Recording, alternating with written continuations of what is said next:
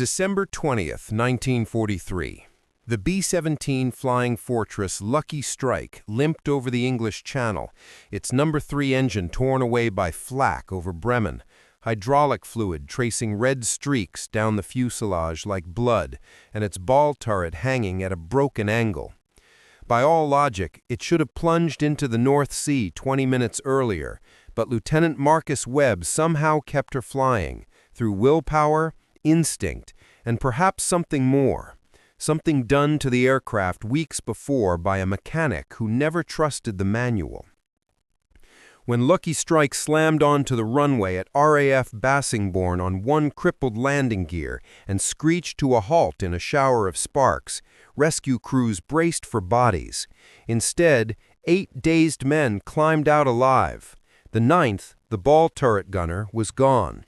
But the rest had survived a flight no fortress should have endured. Colonel James Albertson looked at the wreckage and asked one word: how?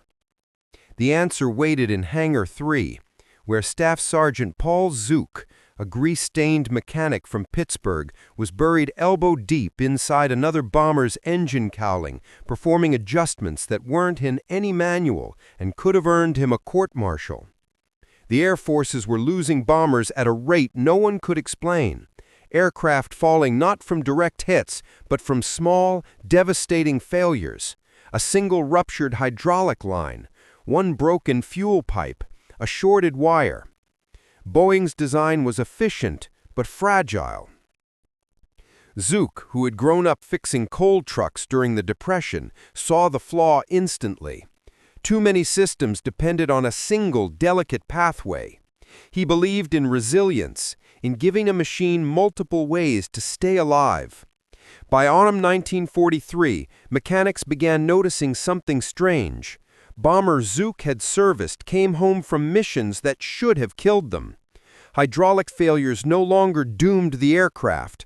Electrical hits no longer took down the entire system. When asked what he'd done, Zuk only said, "I fixed what was killing them." He scavenged tubing and valves from wrecked planes, rerouting hydraulics through improvised backup lines, adding manual valves so pilots could redirect pressure mid-flight. He reworked fuel lines with crossover valves, ensuring one tank's failure wouldn't starve every engine. He even ran hidden backup electrical lines from the auxiliary generator to critical instruments. None of it was legal. All of it worked. By early 1943, 17 bombers carried Zuk's forbidden fixes. When Captain Ronald Fletcher discovered the modifications, he was furious until Zuk showed him the numbers. 3 bombers hit, 3 returned. Colonel Albertson ordered an inspection, and soon the Air Force faced a dilemma: punish a mechanic for breaking every rule, or reward him for saving lives. A formal investigation began under Major Henry Watkins. Boeing engineers arrived, dismissing the unauthorized modifications as reckless, until the test results came in. Out of 11 combat missions, 5 planes fitted with Zuk systems returned from sorties that destroyed others. One, Memphis Belle II, lost all hydraulics over Germany, yet landed safely thanks to Zuk's bypass valves. Boeing's lead engineer could only mutter, "This shouldn't work," but it does. By March 1944, Zuk's results were undeniable. His philosophy was simple, almost brutal. Your system works great until it doesn't. Mine works poorly, but it never quits.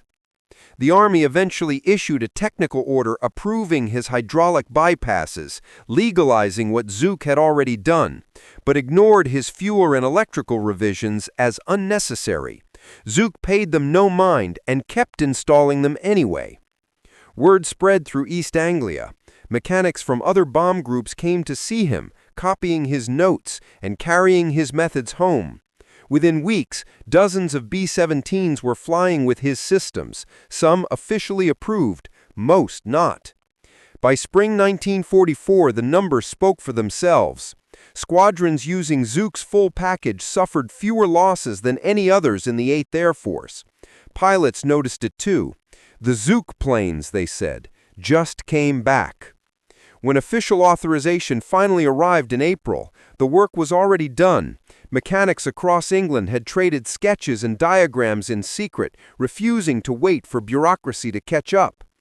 Colonel Albertson presented the survival data to command. The verdict was clear. Zuk's illegal fixes worked, and they were saving lives. By war's end, his concepts, redundant hydraulics, cross-fed fuel, and secondary electrical systems were integrated into the final B-17G models and post-war bombers. Unofficial reports credit his ideas with saving over 340 aircraft and up to 4,000 airmen from death or capture. When Zuk left the service in 1945, his record mentioned only exceptional proficiency in maintenance. He went home to Pittsburgh, reopened his garage, and rarely spoke of the war. Decades later, in 1973, researcher Dr. Michael Torres tracked him down and asked him why he'd risked everything to make unauthorized changes. Zuk's reply was as plain as it was powerful. Men were dying because the planes weren't built right. I could fix that, or I could follow the book. Easy choice. Lucky Strike, the first plane to carry his work, was scrapped in 1954, but photographs of its modified systems quietly appeared in maintenance manuals for future generations, credited only as field-developed redundancy systems.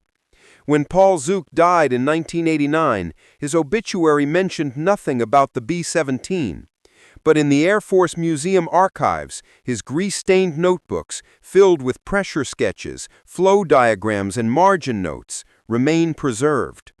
His name never appeared in the manuals, but his work changed them forever.